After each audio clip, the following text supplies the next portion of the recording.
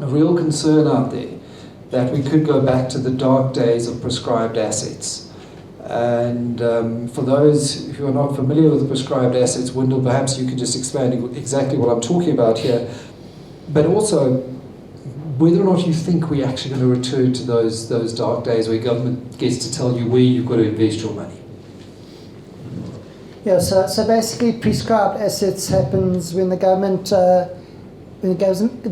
forces you to invest into certain entities. So for example, what they would say is Eskom needs a bailout, we can't get it from the IMF, so the taxpayer has to chip in.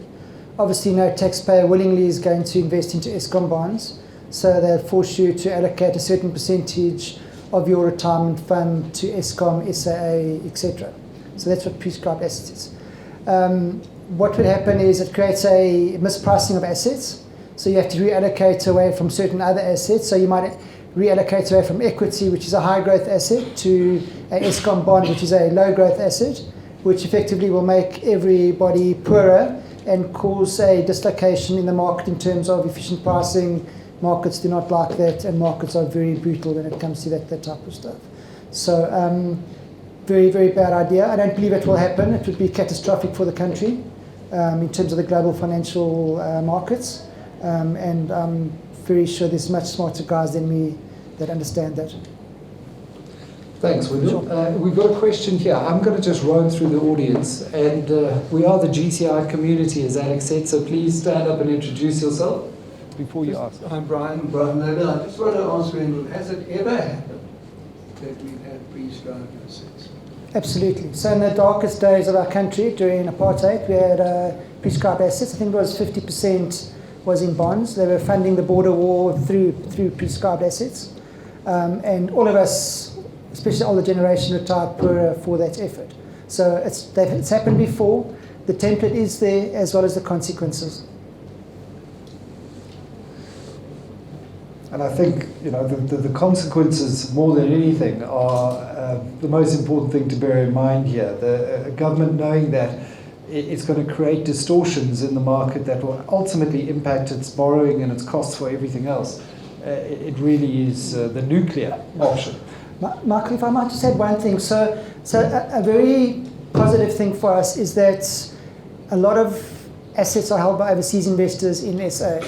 So, and those are not FDI, it's not factories and stuff, it's basically a carry trade where they can buy and sell in a second. So it's not, and the government understands that. If they introduce prescribed assets, dislocation in the markets, the big US houses could sell within 24 hours. And the government understands that very, very well. So you'll often see the foreign inflows into the bond markets, into the equity markets. You'll always see Michael and them on the show. They might be talking about the inflows and the outflows. The government understands that stuff.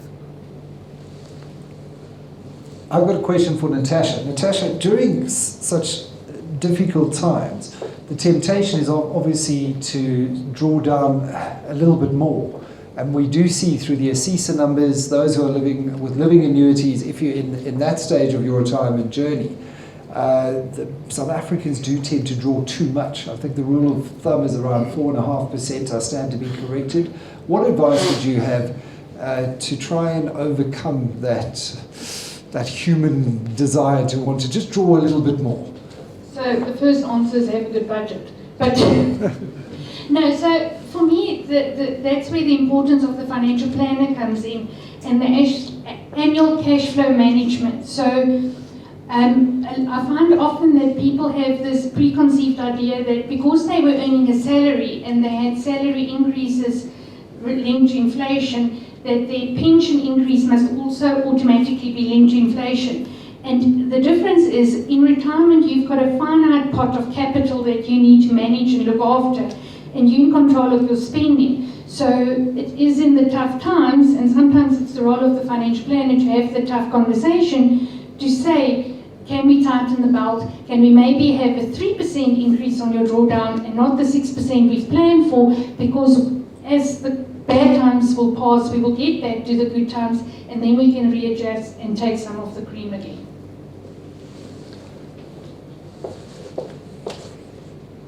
Question for Alex. My name is Quinn. What do you see as the biggest challenges going forward for planners in our environment but with that also the biggest opportunity? So I see a couple of existential threats that exist for financial planners in South Africa right now, and we're looking to overcome all of them. The first one is that the regulator doesn't want to be controlling 20 to 40,000 entities. They're looking to control fewer and fewer entities, and what they're effectively doing is squeezing the smaller entities out of business, not with cost, but with time.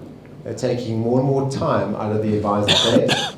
And what that means is less time is spent in front of their clients where they're adding real value, and more is spent on things like compliance, which is why we look to remove every single item that's not adding value to our clients out of our financial advisors' lives. The second one is an existential threat such as AI or the robo-advice model. And that's a potential reality where a robo-advisor comes into the stock market or comes to the market, and they say that you can do your own financial planning. So this tool that we use, WealthBit, we don't believe that it's ever going to replace the financial advisor. What it's there to do is enhance the advisor, make them more powerful, add more value to their clients. The third existential threat that we see is the real potential threat of the providers that we use actually disintermediating us from our clients, where they would rather that people only sold a Mercedes rather than have the benefit and luxury of a BMW as well. So we look to, by remaining independent, we're overcoming that. I just want to touch on something that Natasha said, and she was talking about people keeping their budget tight, which is important. We see the other side as well. We see a lot of people who get to the other side of life and they haven't experienced the maximum life they could have experienced, even though they could actually afford to. And guess what?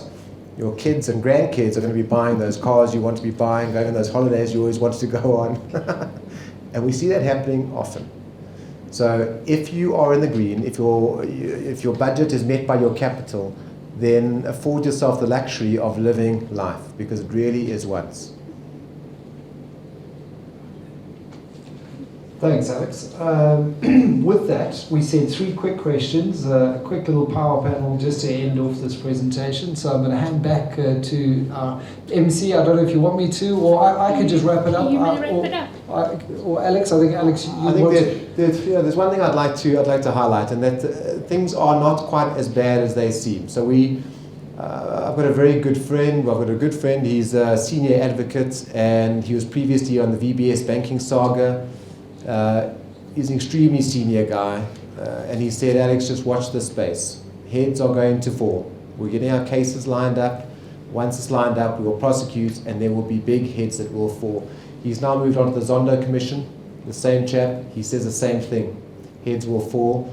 Some of our senior clients, they're actually employed now by the Zondo Commission, where there are senior executives at high salaries. They've moved across into the public sector where they've been paid comparatively low salaries, and they're doing basic things. Things like making sure witnesses turn up on time, that the packs are in order. And that gives me a lot of hope that I think soon we're going to see some high-profile arrests, and it always takes a little bit of positive sentiment, and we'll start seeing things ratchet up. The problem is that massive ratchet up does not give warning. If you're not in the market when that ratchet happens, you simply lose out permanently.